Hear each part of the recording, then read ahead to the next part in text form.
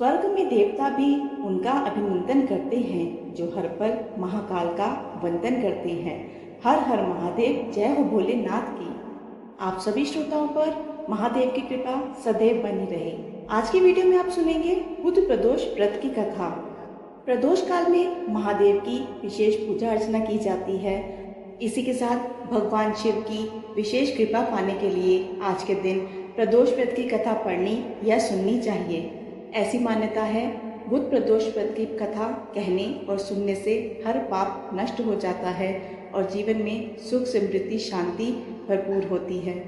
बुध प्रदोष व्रत की पूजा प्रदोष काल में की जाती है और पूजा के बाद ही भोजन ग्रहण किया जाता है या फिर फलाहार ग्रहण किया जाता है। इस दिन हरे रंग के कपड़े पहनना और हरी चीज़ों का सेवन करना शुभ माना जाता है। सुबह उठकर नित्य क्रम से निर्मित होकर विधि विधान के साथ भोलेनाथ की पूजा करनी चाहिए। पौराणिक कथा के अनुसार एक पुरुष की नई नई शादी हुई थी। वह गोने के बाद दूसरी बार अपनी पत्नी को लिवाने के लिए अपनी ससुराल पहुंचा और वहां जाकर अपनी सास से कहा, सासू माँ कि अब आप अपनी बेटी को विदा कर दीजिए। मैं बुधवार के दिन अपनी पत्नी को लेकर अपने नगर को चला जाऊंगा।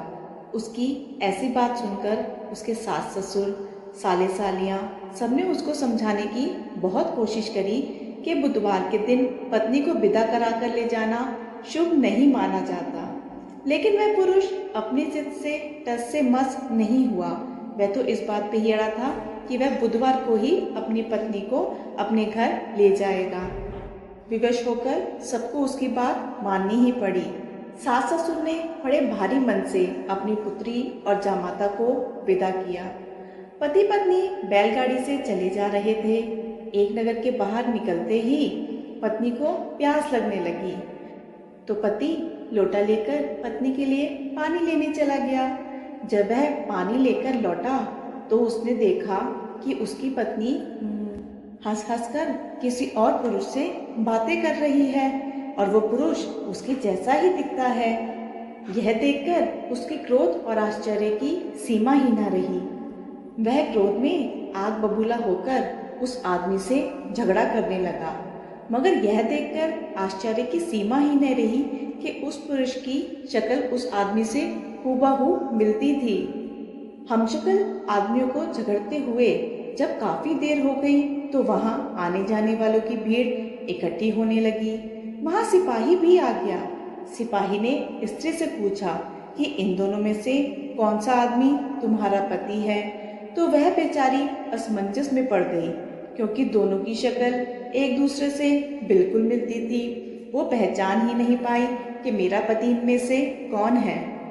बीच रास्ते में अपनी पत्नी को इस तरह देखकर उस पुरुष की आंख भर आई। वह शंकर भगवान से मन ही मन प्रार्थना करने लगा कि हे भगवान, आप मेरी पत्नी की रक्षा कीजिए। मुझसे बड़ी भूल हुई जो मैं बुधवार को पत्नी को विदा करा लाया। भविष्य में ऐसा अपराध कभी नहीं करूंगा प्रभु, मुझे क्षमा कर दीजिए। उसकी वह प्रार्थना जैसे ही पूरी हुई वह दूसरा पुरुष अंतर ध्यान हो गया और वह पुरुष सकुशल अपनी पत्नी के साथ अपने घर पहुंच गया। उस दिन के बाद पति पत्नी नियम पूर्वक बुधवार प्रदोष का व्रत रखने लगे और महादेव की कृपा से सुख से अपना जीवन यापन करने लगे। सभी भक्त मिलकर बोले, भगवान शिव की जय, बोलो माता पार्वती की जय। इस प्रकार बुध प्रदोष व्रत का रखने से भगवान शिव अपने भक्तों के हर संकट को हर लेते हैं, उनका जीवन खुशियों से भर देते हैं, उनकी हर मनोकामना को पूर्ण करते हैं। अब सुनिए भगवान शिव की एक और कहानी और आप सभी श्रोताओं से ये अनुरोध है कि कृपया कहानी को पूरा जरूर सुनिएगा। एक समय की बात है जब श्री राम जी वनवास समाप्त होने के बाद राजसिंहासन पर बैठे हुए थे। उस समय माता पार्वती और भोलेनाथ जी विचरण कर रहे थे। भोलेनाथ जी ने देखा कि श्री राम जी के दादाजी के श्राद्ध का भंडारा हो रहा है। तब भगवान शिव जी ने सोचा, चलो मैं भी राम जी के घर चलता हूँ, इसी तरह से उनके दर्शन भी कर लूँगा। तब महादेव ने माता पार्वती से कहा, हे देवी, तुम कैलाश धाम को जाओ और हमारे लिए स्वादिष्ट भोजन पकाओ। बस थोड़ी देर में आता हूँ। माता पार्वती ने भोलेनाथ की बात मान ली और कैलाश पर्वत पे चली गई। इधर भोलेनाथ जी पहुंच गए श्री राम जी के घर और ब्राह्मणों के साथ पंगत में बैठ गए और भंडारा ग्रहण करने लगे। आसन पर विराजमान सभी ब्राह्मणों को माता सीता ने पेट भरकर भोजन कराया। उसके बाद सभी ब्राह्मण एक एक कर उठ गए, लेकिन भोलेनाथ बैठे रहे। भोलेनाथ भी भंडारे में ब्राह्मण का रूप धर कर गए थे। तब माता जानकी ने लक्ष्मण जी की पत्नी उर्मिला से पूछा कि सभी ब्राह्मण चले गए? तो माता उर्मिला बोली कि सभी ब्राह्मण तो उठ के चले गए हैं, किंतु एक ही ब्राह्मण बैठे हैं। तब माता सीता बोली, अच्छा कोई बात नहीं, लगता है उन्हें थोड़ी ज्यादा भूख लगी होगी, उन्हें तुम भरपेट खाना खिलाओ। तब माता जानकी उर्मिला के साथ भोलेनाथ को भरपेट भोजन कराने लगी। भोलेनाथ भोजन करते ही गए, खाते ही गए, लेकिन उनका पेट नहीं भरा। उनकी भूख शांत ही नहीं हुई और वे भोजन करते ही चले गए। माता जानकी की रसोई का सारा सामान समाप्त हो गया, लेकिन भोलेनाथ तो उठे ही नहीं। तब माता सीता जल का लोटा लेकर भोलेनाथ के पास गई और कहने लगी कि बाबा ये जल ग्रहण कर लो। तब भोलेनाथ बोले, हे देवी, जब आधा भोजन कर लूंगा तब यह पानी पी लूंगा। अब तो माता सीता सोचने लगी, लो इनका तो अभी तक आधा भोजन भी नहीं हुआ और यहाँ रसोई घर का सारा सामान खत्म हो रहा है। तब उन्होंने फिर से सामान मंगवाकर उन ब्राह्मण देवता को फिर से भोजन कराया, लेकिन भोलेनाथ तो रुकने का नाम ही नहीं ले रहे थे। इतनी देर में माता कैकेयी आ गई और पूछने लगी, क्या हुआ बेटी, तुम सब परेशान लग रही हो?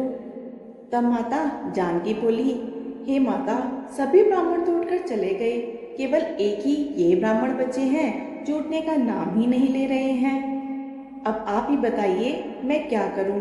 तब माता कैकेयी ने फिर से सम्मान मंगवाया और इतने में भोलेनाथ ने आवाज लगाई, लेते आओ, बहुत जोर से भूख लगी है। तब माता जानकी बोली, बाबा अभी तो आटा सना है, थोड़ी पूड़ी पका लूं फिर लेकर आती हूँ। तब भोलेनाथ जी बोले, अरे बेटा आटा ही ले आओ, मैं तो आटा ही खा लूंगा। अब तो भोलेनाथ ने आटा, दाल, चावल बिना बने ही रसोई घर में जाने से पहले ही समाप्त कर दिया। अब माता सीता हार कर दौड़ी दौड़ी श्री राम जी के पास गई। अब उन्हें परेशान देखकर श्री राम जी बोले, क्या हुआ जानकी जी, इतनी परेशान क्यों हो?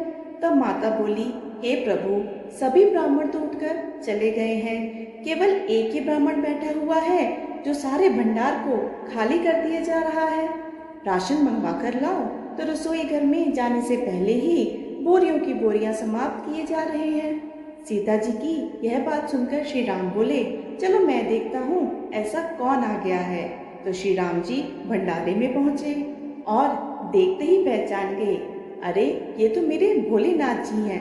तब श्री राम जी ने भोलेनाथ जी को मन ही मन प्रणाम किया और कहने लगे, जानकी जी, इनको तो कोई नहीं खिला सकता, इन्हें तो केवल अन्नपूर्णा माँ ही खिला सकती है। और तब राम जी ने मन ही मन माता पार्वती जी को बुलाया और माता पार्वती जी प्रकट होकर बोली, क्या हुआ श्री राम जी, आपने मुझे क्यों याद किया? तब श्री राम जी बोले, हे माते, ये बाबा तो उठने का नाम ही नहीं ले रहे, देखिए तो। तब माता बोली, इन्होंने तो कहा था पार्वती तुम कैलाश पर जाकर खाना बनाओ, हम दोनों साथ मिलकर खाएंगे, लेकिन मेरे स्वामी तो स्वयं यहाँ पर अकेले अकेले खा रहे हैं। तब माता पार्वती बोली, चलो मैं देखती हूँ। तब माता पार्वती जी ने एक लड्डू भोलेनाथ की थाली में रख दिया और भोलेनाथ उस लड्डू को खाने लगे। अब भोलेनाथ उस लड्डू को खाते रहे, लेकिन वह लड्डू खत्म ही नहीं हो रहा था। भोलेनाथ सोचने लगे कि ये लड्डू खत्म क्यों नहीं हो रहा, ये तो लड्डू जाना पहचाना लग रहा है। भोलेनाथ जी ने सोचा, ये कौन सा लड्डू माता सीता उन्हें खिला रही हैं। तब भोलेनाथ जी ने नजर उठाकर माता सीता को देखना चाहा। तब सामने माथे पर लाल बिंदी लगाए स्वयं माता अन्नपूर्णा जी खड़ी थी। माता बोली, और कितने लड्डू रख दूं? माता पार्वती को सामने देखकर भोलेनाथ बोले, बस हो गया, पेट भर गया है। भोलेनाथ जी अब उठ गए। अब उनका पेट वास्तव में भर चुका था। भोलेनाथ जी जब भोजन कर उठ गए तब श्री राम जी ने माता सीता सहित भोलेनाथ और माता पार्वती का बहुत बहुत आदर सत्कार किया और भगवान भोलेनाथ ने प्रसन्न होकर माता जानकी को अखंड सौभाग्यवती होने का आशीर्वाद दिया। फिर भगवान शिव देवी पार्वती सहित अंतर ध्यान हो गए। प्रेम से बोलिए भगवान शिव की जय, माता पार्वती की जय, सियापति श्री रामचंद्र जी की जय। तो ये थी आज की वीडियो। आशा है आपको ये वीडियो पसंद आई होगी। आपसे अनुरोध है, अगर आपको ये कथाएं पसंद आई हो तो कथाओं को लाइक ज़रूर कीजिएगा और ऐसी और कथाएं सुनने के लिए चैनल को सब्सक्राइब ज़रूर कीजिएगा। धन्यवाद।